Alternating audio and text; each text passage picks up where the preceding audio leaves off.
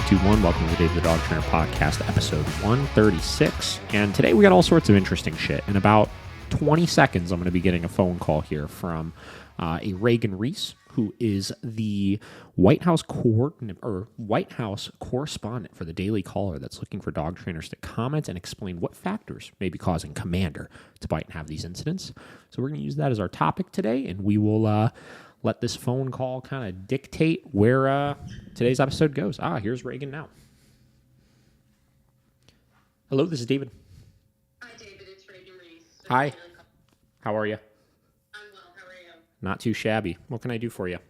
Yeah, thanks for making time for me this morning. Sure. So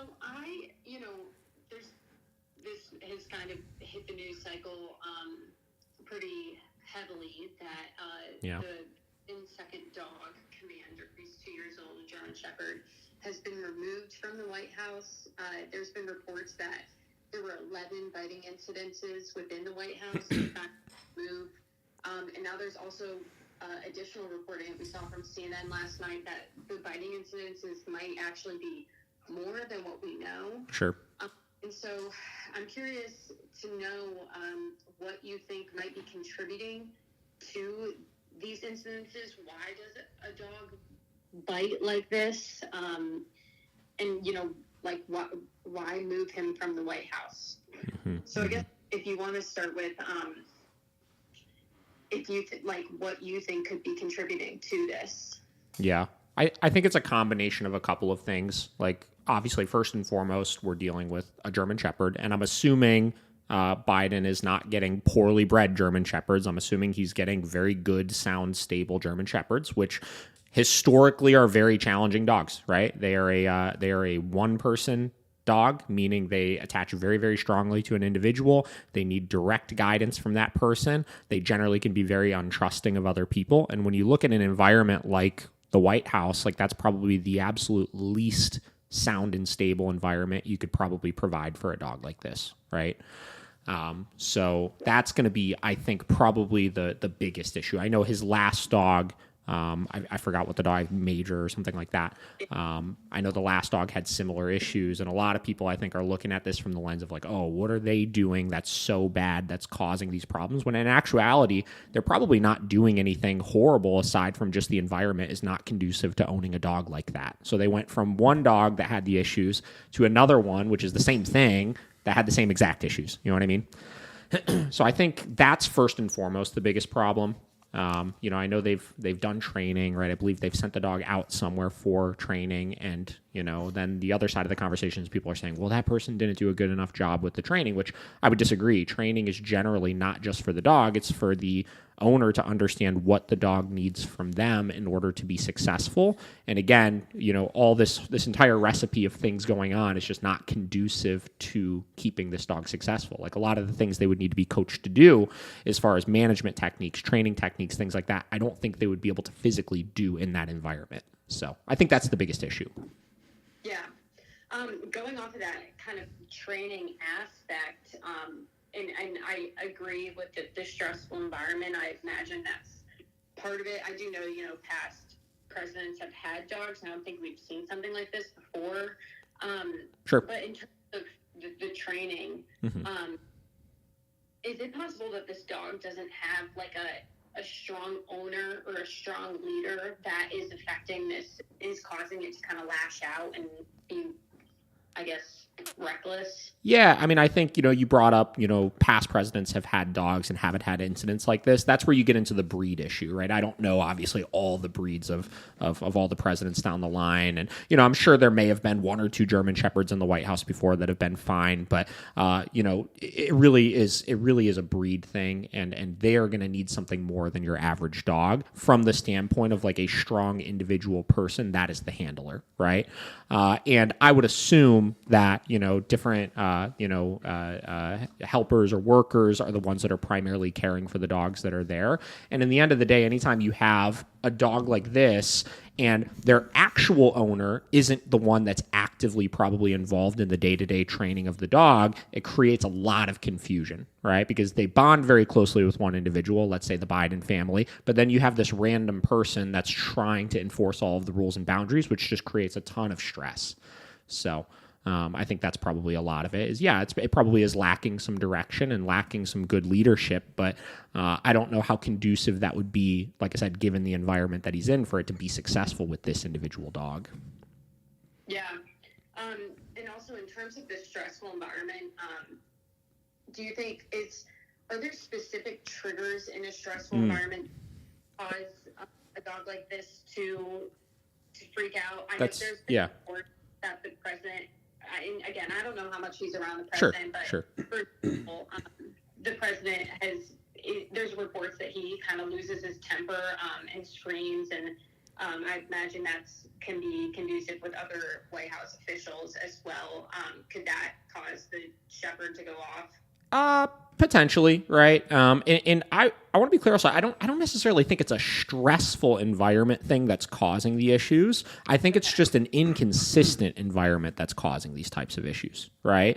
So just, there's probably not consistent routines that are happening day to day, right? The expectation of the dog is probably going to be different from a day-to-day basis. He's probably going to be being handled by different people on a day-to-day basis that are probably enforcing things in different ways, et cetera, et cetera, et cetera. And that could just cause confusion, not so much that it's like, people are yelling and screaming and causing triggers and stuff like that. I think it's more the inconsistency, because dogs are creatures of habit and predictability, right? And the more predictable we can make their life, and the more we could then give clear direction in unpredictable situations, the more they're going to be successful. And like I said, when there's multiple people handling the dog all the time, that's very, very difficult to achieve, especially with a difficult dog like a German Shepherd. Yeah, so sending the dog to a different location and probably having it be handled by one individual who can be firm with the dog is the solution here, and it is what we're seeing the White House do, correct? Yeah, I mean, I really think, in these types of situations, there's not really an amount of training that you're necessarily going to do that's going to make the dog just fine in that environment, because training isn't this thing you put on a dog and then they're trained and they just don't bite people anymore and they handle situations better. Training really is a communication system that both parties need to know equally in order to guide a dog's behavior, right? So yeah, removing the dog, sending the dog to, whether an individual or a family somewhere that's going to be able to have one handler that's working with the dog all the time, be able to provide very clear sound direction for that dog, and be able to have the routines be much more consistent when he's currently providing is going to be, the solution for success in this case. And I think, unfortunately, the Biden family is just going to have to learn that this type of dog, if they want to have a dog in the White House, is just not going to be probably a good fit for the family, Yeah. And then just the severity of 11 reported bites. Is that concerning and alarming to you? Yes. 11 bites is a lot of bites. I think I saw, I don't remember if it was Joe Rogan or something posted about it and said, just imagine if your dog bit 11 Secret Service offers, and what would happen. And that would be a very big deal. And even if your dog just bit 11 people in general, that's a very big deal, obviously. Now, we don't really know any information as far as the severity of those bites, what happened, et cetera, et cetera, et cetera, to be able to say how concerning it is. I'm assuming the dog did not maul 11 people where they're completely destroyed from this incident, especially with a young dog. It's probably, 11 just standard bites that would happen, that are just constantly getting checked on the list. And yeah, that's obviously concerning, but, we would need to know more about the bites in order to say, how would we help it? How would we prevent it from happening again? Is it a situation where a lot of people go to, wow, 11 bites, we should just put the dog down, right? But without knowing all the incidents, I could have my dogs in 11 stupid situations, right? Or 11 situations with zero guidance and have them bite 11 people, and that doesn't necessarily mean that they're bad dogs. That might just mean that I put them in 11 stupid situations and can easily prevent that moving forward. Does that make sense? Yeah. Well, great. Is there anything else you'd like to add or emphasize you don't think I touched on? No, I don't think so. I mean, it's a pretty cut and dry situation. Like I said, I really don't think this is a matter of bad ownership or bad training necessarily. I think this is a matter of just bad recipe of dog and situation. I think that's really the key here. Yeah. Well, great. If I have any questions of clarification, do you mind if I just email you? Yeah, absolutely. Awesome. Thanks so much for your time. I appreciate it. Yeah, no problem. What a start. What a start. All right, here we are. Could you hear that clearly through the headphones? Pretty well, yeah. All right. I feel like she was really she wanted you to be like, it's all Biden's fault, isn't it? That's the funny thing when you do these like phone comment kind of things is we always record those things because like you could definitely tell there was a little bit of an agenda behind that, right? Of like digging she's like, oh yeah, there's reports of Biden losing his temper and yelling and shouting. Yeah, okay. There's reports of me losing my temper and yelling and shouting. Are you kidding me? Like yeah, that was funny. So I always record those. Like even when we did like our New York Times interview, which still nothing's come out with that yet. I think that recently the New York Times finally got Zach George to like comment on recent things going on. So I actually was going to email the reporter and ask her what the status was on that to see what's going on. But anyways, even that I recorded because I remember somebody commented on it. He's like, I hope you recorded that because fully expect all your words to be taken out of context and spun in certain ways and stuff like that. So I like having that little like, oh, here's the full dialogue. Yeah. Actually, she makes it seem like I'm saying fucking Biden's the worst guy in the world. Yeah, I know. Right? You're gonna well, actually, we didn't talk about that. Local Cleveland trainer says Biden is a masochist dog beater. Local Cleveland trainer said that Donald Trump would raise a dog way better than Joe Biden. If this was a Republican dog, it would never bite anybody. Never ever. Right? Wow, that was what a start. Very interesting. So listen, I mean, so that's kind of that's the big topic that we're kind of starting off here, right? So 11 bites, man. Yeah, that's wild. And this is the second dog in this situation. His first dog, Major, we know had bitten Secret Service. Are they agents? Are they officers? Secret Service agents. Yeah. Secret agent, man. So Major obviously bit 11 people, man. That's a lot. Wait. Joe Rogan did say it best when he said, I want you to just... I don't remember if he posted it. Wait, what was the first dog's name? Major. And then the second... This dog is Commander? Commander. What fucking names, bro? Yeah. My dog Major, Commander. So Joe Rogan said he made a post. He said, I want you to imagine what would happen if your dog bit 11 Secret Service agents. German Shepherds are really fucking smart working dogs. You're not just supposed to have them lying around and bored, right? So first off, that first point of I want you to imagine what would happen if your dog bit 11 Secret Service agents, that is a very true point, right? It is. Like, she's like, is it concerning? It's like, well, like, yeah, I mean, any dog biting a lot of people is concerning, it's but like a good time, the magnitude of it is like, yeah, I mean, especially when you look at a lot of these situations of like dogs that are like euthanized over such little things or shot by police officers or things like that for like barking at them wrong, right? Yep. And can you imagine if one of these Secret Service agents was scared and shot Joe Biden's dog self-defense? Like, holy fucking shit. Like, you got to just sit there and you got to just take it and say, all right, dog, bite me if you want to. I'll let it happen. I'm sorry, right? So okay, so let's, let's dig into this conversation more, right? She was asking, what could be causing this? Let's look at that frame of mind here, right? You've got 11 bites on Secret Service agents. You damn well know as a Secret Service agent, if you retaliate on this dog for trying to bite you, it probably ain't going to look too great for you. No. Right? Yeah, your Secret Service career is probably done at that point. You disappear. Right? So what does a dog like this need, right? Obviously, the consistency and the structure and stuff like that is very, very important. But this dog needs to know that biting people is not acceptable. Yeah. Right? And, whether that comes from the person that he's actively trying to bite, telling him, hey, bro, you better not fucking bite me, right? Or somebody else, it needs to happen. But if you're already in a position where it's like, if you do the wrong thing because it's not your dog, right?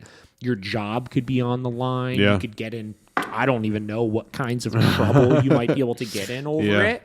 That's going to cause people to not do the things they ultimately need to do. And then, from a training standpoint, let's say I'm assuming that Joe Biden and his wife have people that are designated to training the dog, right? Getting back to this dog needs to realize biting people is absolutely not acceptable in some sort of very big correction kind of format. I'm sure there's also a degree of like, well, if you're too firm on the dog, Joe Biden and his wife might be like, what are you doing? That's my baby. You can't get on him like that. Yeah. You can't. Yeah, I don't want you to use an e-collar with him, et cetera, right? So there's more dynamics, but the problem is like we're in just speculation mode with all of this. Oh, yeah. We don't know anything about what Nothing. happened. So it's like we do these fucking reports on it and stuff where it's like we give our opinion on the situation, but it's like past just it's probably a bad environment and there's probably some handling issues as well as some genetic issues with the dog. It's like I can't really say specifically who's doing what wrong that's causing these problems. Yeah, for sure. You know what I mean? Yeah. I just wonder, like, is it, like, how is there so many, because I'm guessing it's not the same person that got bit 11 times. No, it's probably different agents that are probably coming in and out of the property would be my guess. Like, let's look at it this way. Like, let's say the dog, I'm assuming has like what do they call it? The grassy, I don't know. There's a name for the grassy space around the White House. Yeah, I forget what it's called. I was going to say the grassy knoll, but I think that was like where Kennedy got shot or some shit. Yeah, it's not the grassy That's knoll. in Texas, yeah. Yeah. But like, let's say he's like got an off-leash area. Let's equate this to like a situation like your average owner can understand, right? One of the number one places that I hear about incidents happening with dogs is the following. Dog is loose in the backyard, fenced-in contained yard, owner's not out there, not giving any sort of direction. Or if the owner's out there, they're not giving any sort of direction, right? And suddenly, random worker, landscaper, whatever, just shows up in the backyard, startles the shit out of the dog, because the dog's like, holy fuck, why are you on my territory right now? And because we haven't given them adequate direction, they go running over to investigate and deter the situation. They might be apprehensive. They go running over to them. The worker misinterprets it as, oh, this dog probably wants attention. They reach down to go pet him. Right? The dog starts freaking out, maybe nips them a little bit, maybe actually bites them, maybe doesn't actually bite them, but just kind of right? Like kind of nicks their hand a little bit. That's a bite. You know what I mean? Like that could be constituted as one of 11 bites. And let's say that situation happens repeatedly over and over and over and over again, right? Yeah. That's going to lead to 11 bites. Or, again, I don't know anything about the layout of the White House, but let's say they have their housing area, right, where they actually live there. And you have to have workers and Secret Service agents coming in and out, asking you questions, checking in on you, right? Bringing you something that you asked for, right? Coming and bringing the some fancy paperwork you got to sign off on, some new bullshit policy, right? Yeah. There's never a quiet time. Let's say there's constantly things like that happening, right? Yeah. If random people were to walk into my house constantly all the time, at some point, that's going to lead to bites. Yeah. You know what I mean? Especially if we're not giving them direction. Because every time, if you're not handling those threats by giving adequate direction and going and taking care of them, the dog is eventually going to feel like they need to do that themselves. Right? So it's just like, it's so obvious why it would happen, right? And then we ask, it's like, all right, well, what can we do to prevent it? The absolute only way that this situation would get handled adequately, in my opinion, would be, I'm just trying to think, like, if I was Joe Biden. I'm Joe Biden right now. I'm Joe Biden right now. All right, here we go. Okay. Dog is with me all the time. Just with me all the time. He goes where I go. I got fucking place cots everywhere in every room I ever might need to go into. When I go into that room, boom, place, boom, place, boom, place, boom, place. I hold him firmly accountable for that, and I go back to bare bones. If this dog has lost all of its privileges to make any decisions on its own right now. Yeah. Right? For sure. Under direct control at all times. Right? And I start with that. And I do that for a while. Right? I enforce a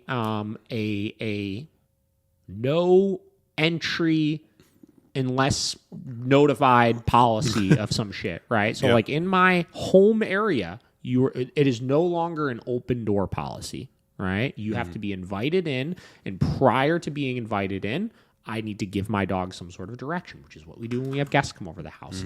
If the dog is in the yard, right, there's a fenced area that I could let them loose to go run around in for now, and nobody's allowed to enter that area unless they give me a notice, so I could give the dog then direction at that point, right? And I think him actually handling it himself is probably the only way for it to be successful, because I think anytime there's another handler that's trying to give direction, but under the guise of like, I don't want to make this person angry, right? Or I don't want to do anything that they wouldn't want me to do. They're never going to be able to handle things as if it truly was their own dog. And the other issue with that is, let's say you have the Biden family and like a training staff, right? You immediately create this like good cop, bad cop situation of like the training staff or the disciplinarians. Yeah. And they have to be the bad guy all the time. And the Biden family is just the source of love and affection, which immediately just turns you into nothing but a resource that's not in a position to give any sort of direction at all. Right? That's true. Yeah. It's funny. I've seen so many trainers talk about over the last week or so here. They're like, oh my God, send me. I'll go fix the dog. But it's like, no, you fucking won't. That sounds like the worst possible situation ever. If the Biden family contacted me tomorrow and said, David, I want you to come help us with Commander. I'm pulled both ways from the standpoint of like, I would be like, damn, this is like, could be one of the coolest things I ever get to do. Yeah. But I would know in the deepest part of my brain that it would be destined for failure, and that ultimately, for as cool as it might be for the month that I go like live at the house to help like get the dog straightened up and under control, that as soon as I leave, it's going to fail again. You know what I mean? And then that's a fucking red mark on you of like, well, you, the fucking trainer, didn't work, right? That's true. That's a hard one. Yeah. Like the clout you would get from it, but then there might be some backlash when it bites another 5 people. 11, man. Yeah, that's pretty wild. But That's absurd. You know, but then you get to, all right, so getting back to Joe Rogan's post, he said, German Shepherds are really fucking smart working dogs. You're not supposed to just have them laying around bored. I disagree with Joe Rogan with that point, right? A lot of people really want to make this like a Biden problem. You know what I mean? People really want to make this like, look at how incompetent he is because he can't control his fucking dog, right? That's why I was trying to make it so clear in that call. Yep. This is not a owner problem or a training problem. It's an environmental problem, which is most of the time what the situation is. When we go and do like serious rehabilitation with people, it's funny. It has so little to do with training that you're doing, and it really has everything to do with the adjustments we have you make to the way that you're living with the dog. yeah, You know what I mean? That's the recipe for success with a lot of this. And when he says they shouldn't be laying around bored all day, I would bet you anything this dog is doing the exact opposite of laying around bored all day. Oh, for If sure. anything, this dog is probably constantly on the move, constantly being changed from one location to another to this and that, is not bored at all, but in fact is totally overstimulated all the time and not being provided the direct. A bored dog is much safer than an overstimulated dog. Because a bored dog is just like, all right, there's nothing exciting happening. I might as well go take a nap over here or this or that. An overstimulated dog is wired and is frantic in their mind, and you need to have a much higher degree of control over them in order to not cause them to cycle too far into that headspace. yeah, Right? 100%. So I would completely agree that this is an issue of an overstimulated dog, or sorry, of a bored dog. Yeah, no, for sure. I mean, just from moving around from place to place and then being handled by multiple people, constantly, not having like you said, probably like a chill time because people are always coming into where they actually live. I mean, I feel like the dog doesn't have any time to chill. Yeah. All right, so let's read this article. So Biden, this is from the BBC. Biden's dog Commander leaves White House after biting incident. So let's start with this. So the picture they're using, he actually has a prong collar on in it. So they've obviously done some degree of balance training. For sure. Right? Which then the force free community, I'm sure, is going to look at and be like, They made the dog more aggressive. Blah, blah. All right, so let's read this. Yeah. The Biden's family dog Commander has been moved out of the White House after a series of biting incidents. It is still being decided what will happen to the 2-year-old German Shepherd, a spokeswoman for First Lady Jill Biden said.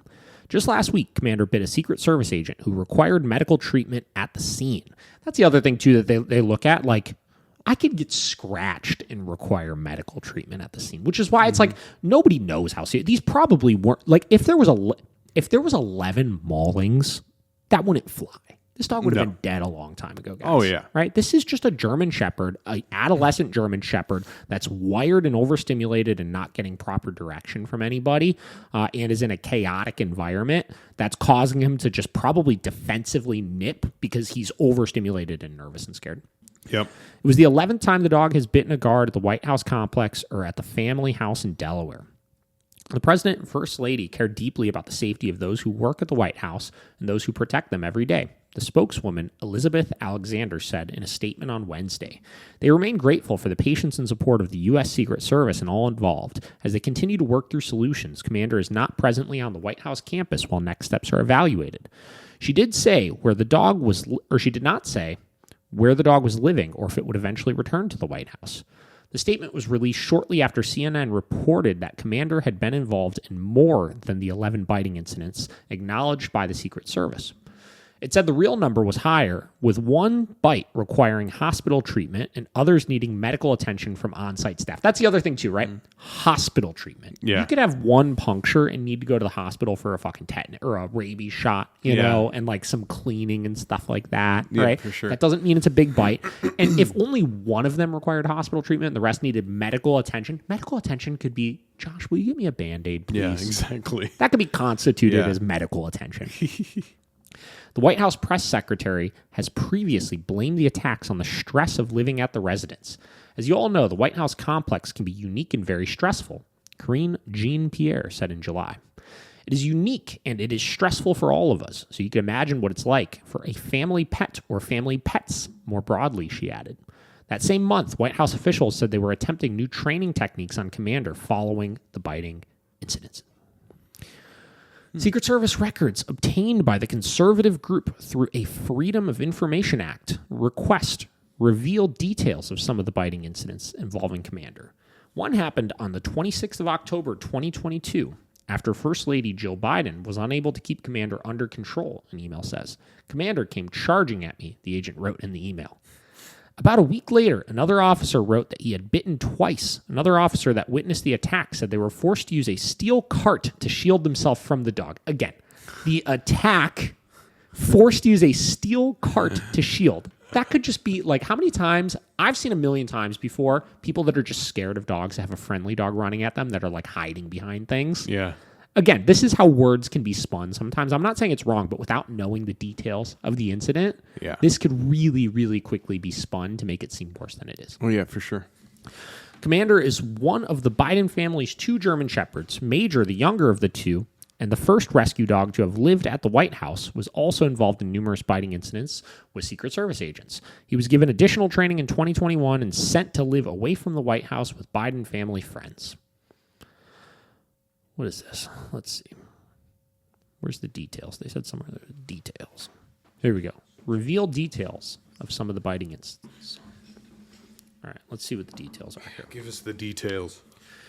President Joe Biden's dog has on numerous occasions attacked and at times injured Secret Service personnel, according to federal documents released this week by the Department of Homeland Security. 10 alleged attacks by Mr. Biden's German Shepherd named Commander were detailed in 194 redacted pages of Secret Service emails, text messages, and workers' compensation filings obtained by the conservative group Judicial Watch through a request under the Freedom of Information Act. The attacks took place over an approximately 4-month period between October 2022 and January of 2023. None of the injuries described in the documents were serious. Well, there you go. There's an answer to one of them. Yeah. In one incident, which occurred in the presence of First Lady Jill Biden, an unnamed Secret Service officer wrote in an email that while posted, Commander came charging at me. Recently, Commander has been exhibiting extremely aggressive behavior, the officer wrote. The officer said that the First Lady couldn't regain control of Commander and he continued to circle me. I believe it's only a matter of time before an agent or officer is attacked or bit. That prediction came to fruition about a week later on November 3rd, 2022 in the White House, when an officer wrote that Commander bit me twice and ran at me twice, in another email describing the incident. The officer told supervisors that they were forced to use a steel cart to shield themselves for being charged a second time by Commander. The officer in question was treated at the scene by White House medical staff and then was taken to the hospital for further treatment, according to the documents. In December 11, 2022, attack in the Kennedy Garden of the White House. A Secret Service agent was bitten twice by Commander on the forearm and thumb in the presence of Mr. Biden after the dog was taken off his leash, the emails show. The officer said they received treatment from the White House medical personnel and was able to finish their shift. Okay, so 9 out of 10... Guys, this is what leashes are for, first off. Right? Getting back to, like, what are things people can do? Let's put some accountability on people.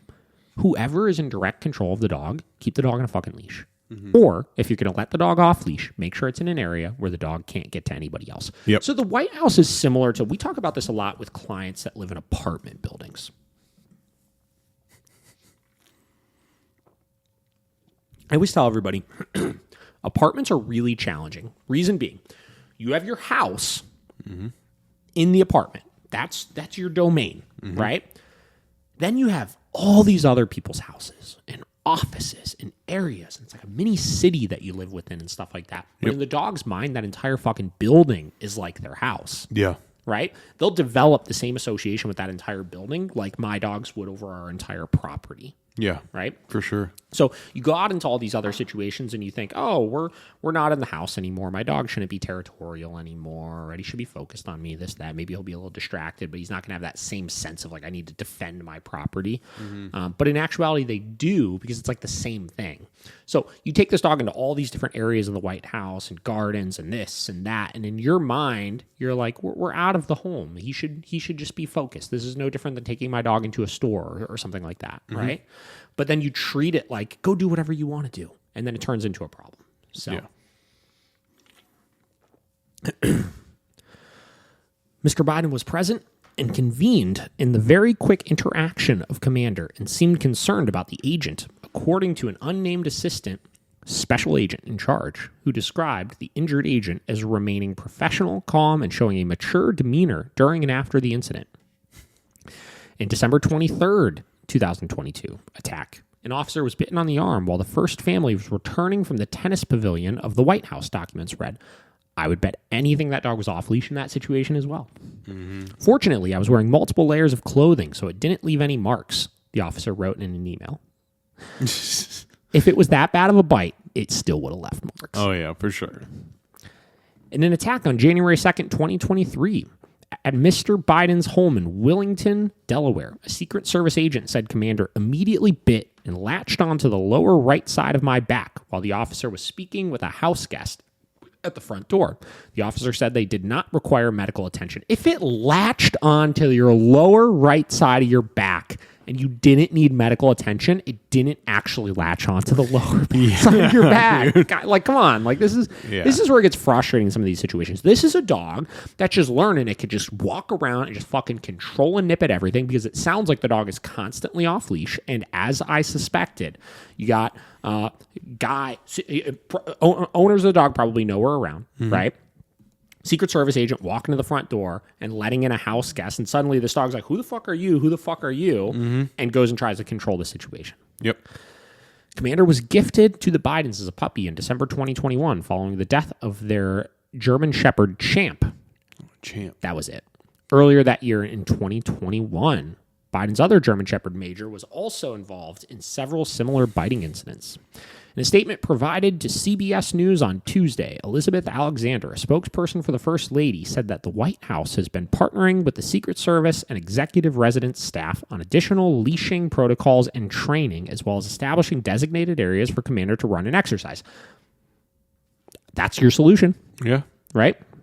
That is, actually, let me be clear, that's your management solution. Yeah. Right? True. Additional leashing protocols and training, as well as establishing designated areas for Commander to run and exercise. Right now, the very first thing you need to do in a situation like this is that if this was just a regular family that called me, is we have to make sure there's not another bite.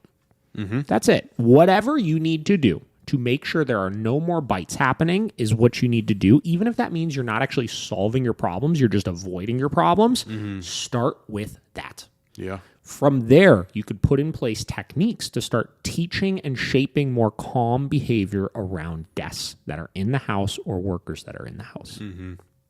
The President and the First Lady are incredibly grateful to the Secret Service and executive residence staff for all they do to keep them, their family, and their country safe. Secret Service spokesperson Anthony Guiglielmi said in a separate statement that for the past several presidential administrations, the Secret Service has navigated how to best operate around family pets, and these incidents are no exception. Gloomy added that while special agents and officers neither care for nor handle the first family's pets, we continuously work with all applicable entities to minimize adverse impacts in the environment that includes pets. So listen, I could be wrong from the standpoint of I don't know what the extent as far as having people designated as trainers. It very well may be that they are the ones actively with the dog all the time. It might be the case, but again, we don't know, right? But if that's the case, I would actually say if they are the ones directly handling the dog, then the management techniques and the training techniques are going to be 100% on them to enforce, and no different than any other household. They're going to have to step up to the challenge if they want to be successful with it. Yeah. So, interesting story. It's something else. I wonder. Yeah. So, how did Champ pass? I don't know. Yeah, I don't either. Probably natural causes. Yeah, it might have been just an older dog. Yeah. But it sounds like, it's just the habits of the, not saying the Biden family's at fault. But it's any dog. Guys, yeah, it could be any dog owner. Yeah, it's any dog owner, right? Yeah. Guys, we work with a lot of high-profile families. Yeah. Right? We work with a lot of people that live on really massive properties and estates, and they're busy, successful individuals that get dogs like this, German Shepherds, very regularly. We see a lot of high-profile families get German Shepherds with the mentality of, I've got all this land, right? So my dog can get the exercise, right? I've got all this land and my family and my high-profile self, which needs to be protected. So we get a German Shepherd wanting them to be the protector of the household. But because they're busy, because they go into it with a mindset of I've got the space for them to run, right? And we're here all the time, and there's workers all the time, so they'll constantly be stimulated. They kind of don't realize the magnitude of how much training they're ultimately going to need to do in order to keep the household successful, right? Yep. And it turns into problems like this. And when we work with them, we start telling them, your dog just running around your backyard all day is not adequate for keeping them in a sound state of mind. Yeah. Right? You got to provide structure. You got to provide discipline, right? You're not actually allowed to just let your dog act defensively over the house, even though that's in a lot of cases, that's the reason they get these dogs in the first place. A lot of the families we work with, they get a German Shepherd because in their mind, it's, I want a dog that's going to be able to protect the house. That's it, right? Yep. But then when the dog starts protecting the house and biting all of your workers that come over and acting impulsively, you're like, whoa. What are you doing? I don't want him to do that. It's like, well, you just said you wanted him to protect the house. They're like, well, I only want him to bite bad people. Guys, newsflash for everybody that thinks dogs can tell when people are good and when people are bad. They can't. No. They can't. Yeah. Right? German Shepherds will latch onto their family, and anybody outside of that, if you're not telling them, hey, these people are fine, they're going to see them as a threat. Yeah. It's just the way that it happens. Everyone's a bad guy at that point. So that's the biggest mistake, I think, is the mentality when people get these dogs in the first place. It's just of the mentality of I want them to protect the house. That is the worst freaking mindset you could ever possibly have with a dog. I'm telling you. Yeah. You don't need a dog to protect your house. No. You do not. You don't. No. Yeah, no, what I was getting at with that, though, is whether it's whoever has been working with them, training or whatever, and they're not keeping up with what the trainer's saying, but obviously if Champ had it's kind of the same issues, and there's obviously some pattern that's happening that's allowing these dogs, like you said, just running free, whatever. And I don't know if it's maybe also because, he finally became president and now there's multiple locations that are home too. So maybe that's something too. actually a very good point that I didn't touch on is the multiple household situation, right? And given the fact that dogs don't generalize very well, you need to generalize your training to all of the households, right? Exactly. Again, we have clients that have summer houses in Florida and go out of town, and split their lives in multiple different homes. Yep. And that could be very stressful for a dog as well, is constantly changing environment unless you're in a position where you're clearly giving direction. That's why we see when owners move, that could be such a big shift in their dog's behavior, right? Is because it creates problems. Yeah. Yeah, exactly. And especially for them, like the White House being so much crazier than... Where was it? His other house, Delaware or something? Delaware, yeah. It's probably one of those freaking Delaware mansions. Yeah, where it's probably way more chill, And then you sucked him into this environment for 4 years. Yeah. So it's not a good spot for a dog. It's not. I don't know, man. I mean, look at it from a minor scale. I had a client reach out to me recently, and we did one-on-ones with this dog 2 years ago, something like that. Okay. And she reached out. She said, hey, we've been having some issues with the dog. We want to come do a follow-up session. So we did the follow-up session. Turns out they just moved recently into this house. They went from an apartment to a house, and they're doing a full renovation of an area of the house. Okay. So for the last 3 months, they've had workers at the house 8 hours a day, every single day, right, doing work on the house.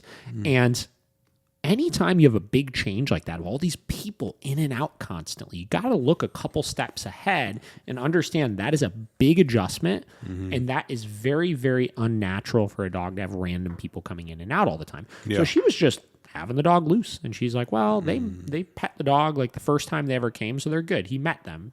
He's fine. But that's not how it works. No. So she ran into arguably the exact same situation they did, which was over the course of a month, the dog was apprehensive but didn't do anything. A month and a half goes by, and the dog started basically running up at them and biting them on the legs, right? And it's because the dog was like, "What? I don't know what's going on right now. Nobody's telling me what I should do or what I shouldn't do." And there's these fucking people that I don't know constantly coming in and out, and I'm uncomfortable with them, and they're still coming in and out, and it's it builds, and then suddenly I just gotta go handle it, right? Yep. I'm gonna go make that threat go away. And that's just how this stuff works, guys. Yeah. It just is. Yeah. No, I agree with you. Especially for, is it Major or Commander? Commander. Yeah. But how those bites are portrayed, it's just literally get away. It's just a, Oh, 100%.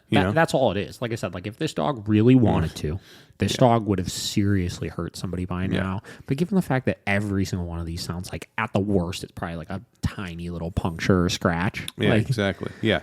This is just a dog just being a fucking dick because he's not giving direction. Yeah, exactly. This is just a completely 100% amped up version of what we see at people's houses. Yeah. So. Yeah, it's not very abnormal. That's for sure. Yeah. So what, it kills me when I see people post, though. I see all these trainers, balanced dog trainers posting. Oh, yeah. Send me there. I'll go help them. I'll go help them. It's you won't, though. Yeah. You're not going to help them. They got bigger fish to fry than learning how to be the best dog trainer possible for their dogs. Yeah. Especially when in the back of their mind, an alternative is simply, we'll just go send them to live with the family friends. Yeah. I mean, why would they uproot their entire lifestyle and change everything about what they're doing on a day-to-day basis when they have arguably the most important job in the world? Yeah. That's their top priority. Dog training will never be their top priority. Yeah. Right? And like I said, getting back to that point she said about other presidents have had dogs before and not had these issues, right? Let's see. Hang on. Let's do a little research here real quick. U.S. President dogs. Yeah. U.S. President's dogs. You got a list? Sort of. Well, here we go. We got 15 popular presidents and their dogs. How about that? Okay, that'll work. George Washington, American Foxhounds. Okay, George Washington, I'm sure in 1785... I'm sure back then the dog probably wasn't even allowed in the fucking White House, if the White House even exists. Did the White House exist initially? Yeah, they built it for him. Did they build it for him? Yeah. Okay. Yeah, I'm sure the dog wasn't allowed in the fucking house. Yeah. Thomas, I'm going to skip by all of these Old one. Yeah. 1800s presidents, because either what happened is the dog was never allowed in the house in the first place, or they just like beat the dog to keep it like in check constantly. Yeah. Because that's what people did back then. Yeah, well, I think the foxhounds are like a dog pen, outside for hunting. Yeah. Well, we'll just kind of go through these, right? So Theodore Roosevelt, St. Bernard, generally a pretty chill dog. Yeah. Herbert Hoover, wire fox terrier. Hunting dog, but not historically known for being defensive over the home and protecting. Yeah, for sure. Franklin Roosevelt, Scottish terrier. Again, not a very difficult dog. No. Eisenhower, 2 Scottish terriers. Again, not a difficult dog. John F. Kennedy, Welsh terrier. Not a very difficult dog. Richard Nixon, Cocker Spaniel. Oh. Gerald Ford, Golden Retriever. Oh, there we go. Ronald Reagan, Cavalier King Charles Spaniel. Oh, let's go. George H.W. Bush, English Springer Spaniel. Bill Clinton, Labrador Retriever. George W. Bush, English Springer Spaniel. Barack Obama, Portuguese Water Dogs. Joe Biden, German Shepherds. Yeah. Okay, so this is a breed issue, guys. Yeah. German Shepherds are probably not the dog to have as a White House family pet. No. We could even generalize this even further of like most well-bred German Shepherds are probably not great family dogs in general. Yeah. Let me put my if on there. If you are not going to either provide very, very firm direction, or you're going to live a very open door household of constantly having people in and out the house. Yeah. That is so unnatural for dogs, and particularly German Shepherds that have that drive to want to protect. It ain't going to be very well. No. Or herd, right? Herd and protect. Yeah. I'm curious here. No. What you looking at now? Hold on.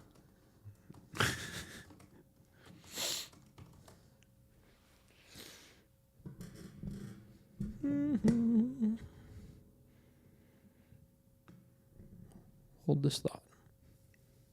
Okay. Holding. These are all bullshit. Hold on. Guess you should have went with a spaniel or a terrier. That seems to be the populars. All right, so I'm just trying to look up what the internet says when I search, do German Shepherds make good family dogs? Okay, breed traits and characteristics. This is the American Kennel Club. Okay. Affectionate with family, very high. Good with young children, very high. Good with other dogs, somewhere in the middle. Where does it say about the breed? Generally considered dog kind's finest all-purpose worker, the German Shepherd dog is a large, agile, muscular dog of noble character and high intelligence. Loyal, confident, courageous, and steady. The German Shepherd is truly a dog lover's delight.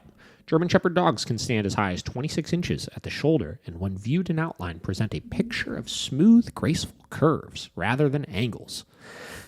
The natural gait is a free and easy trot, but they can turn it up a notch or two and reach great speeds. There are many reasons why German Shepherds stand in the front rank of canine royalty, but experts say their defining attributes is character, loyalty, courage, and confidence, the ability to learn commands from any tasks, and the willingness to put their life on the line in defense of loved ones. German Shepherd will be gentle family pets and steadfast guardians, but the breed standard says there's a certain aloofness that does not lend itself to immediate and indiscriminate friendships. So basically what it says is they will attach very strongly to your family, and they'll be great for your family, which we see regularly. We see all the time. German Shepherd gets along great. I'm sure they're great with the young kids. I'm sure they're great with the immediate family. They don't have very many issues as far as that's concerned. But anybody outside of the family, this is the nice way of saying it, they will put their life on the line to defend, what is it? Willingness to put their life on the line in defense of loved ones. If this dog genuinely feels like all these Secret Service agents and guests are threats, they are going to put their life on the line to defend those threats. And then there's a certain aloofness that does not lend itself to immediate and indiscriminate friendships. That's a nice way of saying they could be apprehensive of new people initially and take some time to build a relationship with, not just immediately. A person comes over, you're my best buddy. Person comes over, you're my best buddy. Person comes over, you're my best buddy. Yeah. So, yeah, they're just not, it's just, this is a breed issue. Yeah. Oh, for sure. Okay, so I'm not very familiar with how, like, you know, like police dogs. Like, do they usually go to the home of the canine unit? I think it depends. I think sometimes, yes. I think in a lot of cases, they live with the handler. Okay. Yeah, I thought so. So it's like they create that bond at home, like, so they have somewhere to go. But if you just look at the capability of that breed, like in jobs like that, like police canine, right? Like how many times have you walked by a cop car that's like has the caution canine on the back of it and the dog is just fucking going ape shit in the back? You know what I mean? Yeah. Like defensive growling, like going fucking ham, right? They're designed to do that. yeah. Right? They're designed to hunt down a fucking bad guy and bite them. Right? Yeah. So when you look at dogs that have those breed traits, you have to manage that to some extent. You're not going to turn it into something that you're not. And all the people who have had German Shepherds before that they've never had these types of problems with, you got lucky. You got a that's why I said in the phone call, like, I'm sure he's not getting shitty German Shepherds. I'm sure he's getting German Shepherds from very reputable breeders that are breeding dogs for those purposes. Yeah. And then you're trying to make it a family pet, which is just a terrible idea. I think the staff, the Miracle Canine Show podcast, they did an episode just recently that was like certain breeds or what did it say? Hold on. It said,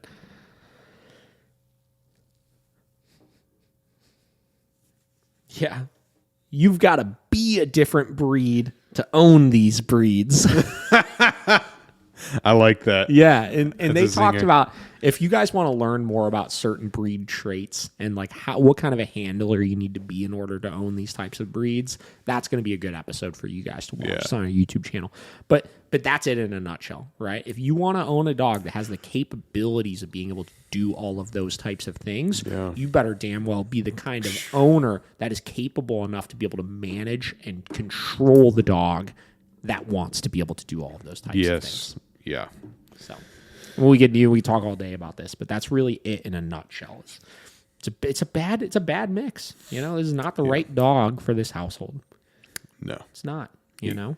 Need to get one of those spaniels. It's funny. We'll see sometimes. Like I look at like all my dogs, right? And let's look at the two extremes. We got Vinny and we have Waffles, right?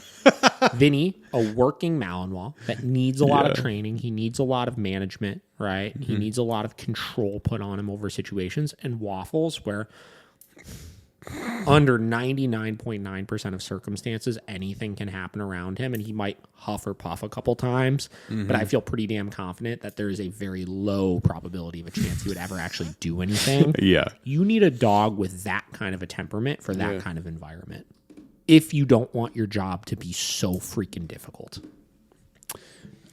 Maybe you should offer up Waffles as a stand-in until the presidency is over. That's funny. You can use Waffles. Yeah, right. You could just keep this guy there. Could you imagine Waffles on the White House lawn? He'd be making big moves. Yeah. He'd be signing contracts. Oh yeah, he would. Making decisions about the country. Oh God. I don't know. All right. Cool. What do you think? I feel good. I think that was a great little snippet. And it was something like I told you I sent you, and I was like, here we go again. You know? That's the way it works, man. Yeah. But at the end of the day, it's not anything but the environment. Yeah. Really. Like wrong dog, wrong environment. Well, it's like, you know, people want to look for excuses on like what people are doing wrong to cause these issues. And it's like, listen, yes, if we really wanted to be blunt about this, any one of my clients, I could say it's the client's fault that the dog is the way that they are. Yeah. Right? But when I say that with the grain of salt of there is a standard in which most people know how to live with a dog, just the way that it's preached from society. And many of these dogs don't fit within that standard. So I don't blame them for it. Of like, yes, it's your fault why it didn't get this way, but like you don't have the knowledge and the education to know what sort of things you're going to need to do to help these outliers of dogs. It's true. Yeah. So that's it. So that's what we got. Yeah. That's what's going on with Biden's dog. If you're a dog trainer out there, you don't want this case. Yeah. You don't want it. It's destined for failure. Oh. We want this dog can go live out the rest of its life with another family somewhere. Nice, quiet, easy environment. And they really need to just get not a German Shepherd. Yeah. I remember when I think we did an episode the first time the thing happened and they said they got another German Shepherd. And I was like, this is fucking stupid. Yeah, right. I think I said in it, I was like, this is going to turn into a problem eventually because it's not that dog was bad. It's just a bad breed. Yeah.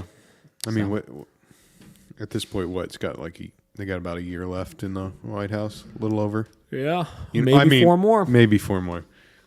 But I think, they should just send it to a family friend out in Delaware. Yeah.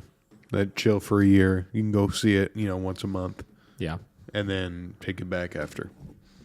That's what I'd say. Take him out to Delaware. Delaware. Is that how they talk in Delaware? I don't fucking bunch know. Of hicks. What else is new, Josh? We didn't do our wrap up at the beginning because we got right into a phone call. Phone call, yeah. Phone call. Not much, man. Just how's that head? It's good. Why don't you turn? Josh here has joined the head tattoo club. I don't know. He looks like he had like brain surgery. He had to have like the back of his head shaved in a particular spot. Oh yeah. Had to get that real high fade. Yeah, I will say she was a great tattoo artist, but a terrible barber. Oh, she did the cut? Yeah, because I wasn't for sure if I was going to get it there, so I didn't want. So I brought my razor with me, or my shaver. Yeah. And then so we went on the streets of Philly, and she just zip, zip, zip. That's funny. Yeah. When I got my head tattooed, I went to the barber that day. Yeah. And have them like give me a haircut that didn't look fucking stupid. Where they were able. I had like a reverse mohawk basically because it was like the whole side of my head, and I just had them do both sides, and that was it. Dang. It sucked because I got mine in the middle of winter, so like my head was just shaved bald, and it was so fucking cold out, and I couldn't put a hat on it or anything. Yeah, that's the worst. I'm glad I got it now. But I'm just out in Philly eating a bunch of good food, getting my head tattooed, and that was it the last week. So, and then sorry we didn't get a podcast up last week. David was on like 35 podcasts last week. 127 podcasts. So a bunch of them went live. So the Gelman one went live. We've been posting clips to that and linking that one. I had another one that I was on go live yesterday. Let me get you guys the link for that here. Where is it? Let's see. Yeah, here we go. So on Spotify, it is go to The Circle of Insight. And the title of it is We Chat with David the Dog, We Chat with David of the David the Dog Trainer Podcast on dog behavior. It's an hour and a half. This was a really, really good podcast episode I did. So Carlos, he does this Circle of Insight podcast, and he is a professor of criminal psychology, I believe. Wow. I believe. All right. Something, or he was a professor of criminal psychology or something like that. Very, very intelligent guy. I mean, way smarter than me when it comes to movie recording stopped. Josh, this is what happens. We need you recorded. Come on. There we go. Look at that. Very, very intelligent guy. Way smarter than me from that lens. And I think because of that, because he knows a lot about psychology and has studied it extensively and stuff, it brought up some very interesting conversation. Yeah. Just he was asking me questions in ways that I haven't been asked questions before, which I like, right? It gets refreshing sometimes when I talk to people that aren't dog trainers that ask questions in different lights, where it forces me to articulate things differently. So I actually really, really enjoyed that podcast, and I think people would like to hear that podcast for sure. Yeah. So I was on that one. The Dog Trainers Podcast, I think, is supposed to go live this week. Oh, you got a redo on that one? What's that? You did a redo on it? We got it done. Yeah, we got it done. It wound up being great. Yeah, we did that one last week too. Shit. I think we did that one Wednesday, which is why I was just so fried. Yeah. Because we filmed ours, Tuesday? Yep. Yes, we did Tuesday this podcast. Wednesday I did that podcast. Thursday we were supposed to do today's or our podcast, and we wound up not doing it because then Friday I had that podcast with Carlos. Yeah. It's just a lot of talking. And you know what it was? Is Thursday I had a Zoom call. I had a Zoom consult with somebody. Yeah. Like a training one. So that was... It was just like sitting behind a computer all fucking day. Yeah. You know, just talking to a screen. Yeah. Yeah, I think you hit me up at like 6:30 on Thursday. You were like, hey... Not gonna happen. My brain is mush. I have nothing I can think to talk about. I have nothing more to bring to the table for people. Yeah, so but we're back on the grind. We'll get it. We're back. We're back. Good. Here we are. Yeah. So cool. You know, for the most part, how hectic our lives are sometimes, I feel like we've been really, really good about being consistent. Yeah. We're very good about it, I think. I think in total we've only missed like 10 episodes or something. Like in the I think it might be less, like 3 years that we've been doing this. It might be less than that. I think it might be like 6 or 7. Yeah, you might be right. Well, what is it? How many a year? 52 a year? 52 a year. So that would be 156. Yeah. 150, and we started the first of the year, right? Yeah. And so we got... How many weeks left do we have? Let's see. 1, 2, 3, 4, 5, 6, 7, 8, 9, 10, 11, 12. So there'll be 12 more. We're on 136, so there'll be 148. Yeah, that's like 5. We missed like 5. Yeah, like 5. That's pretty fucking good, honestly. Yeah, we're really good about it. That's pretty fucking good. We do this for you guys. The grind. Wow, that actually really impresses me. Yeah. I really thought it was like 10, 12, maybe something like that we've missed. 5. 5. Shit. Yeah, we've done really good. Nice. Yeah. Like I said, man, it's always been fun to just come here and fucking chat. Like I like it. Yeah, I like it too, and it seems like everyone else seems to like it. So they like our banter. That's from what the comments were from when you asked everyone the questions. Yeah, come next year. We're talking about this morning. We're gonna invest a little bit in making a little more of a formal studio because this is basically what the only things we've added are some lights, new camera, sign, TV. Yeah. Those are the only things that we've changed since we started doing this, you know? And even that, like, we really just kind of jerry-rigged it all back together. Yeah. Here we do. We'll give them the behind the scenes. Behind the scenes. Yeah, we're in my attic, guys. Yeah. Like, I want everybody to know that. Like, this is literally just the attic of my house that we're in that just became podcast studio. But we're at a place right now, I think, where, like, we've stayed consistent enough with this. The viewers have continued to go up. Like, I'm ready to really make it a thing. Make it more visual, you know? Yep. Like, the video quality is good, right? But, like, we could make this into a really cool thing up here, I think. So that's going to be the plan for next year. Is we're going to make this a little bit more of an actual studio vibe for us. Yeah. So I'm just saying, man. We could turn that thing in there. Yeah, the empty room. Yeah, the empty room. We should just do it in the empty room. Yeah. Before we do anything just to make it look raw as fuck. Oh, man. Yo, truthfully, though, that is not a bad idea. But, like, I don't even know how we would... I mean, I need to get that room finished and stuff. It's a big space. I mean, it's... I don't know, man. We'll see. We'll think about it. All right, guys. We're going to wrap this up. Yeah, sorry, we're rambling. Give us some new topics to talk about. I want to do... We haven't done a formal Q&A episode in a while. So if you guys want, getting back to audience participation here... Leave all of your burning dog training, dog business, anything, personal questions. Just ask any question you've been ever dying for us to answer before in the comment section. And our next episode we'll make solely a Q&A podcast where we burn through those types of things. Ask myself questions. Ask Josh questions. I think that'll be a fun episode. Yeah. Let's do something like that. We haven't done that in a while. Yeah. No, we have not. So that's what we got for you guys. We'll catch you next week, and go from there. See ya.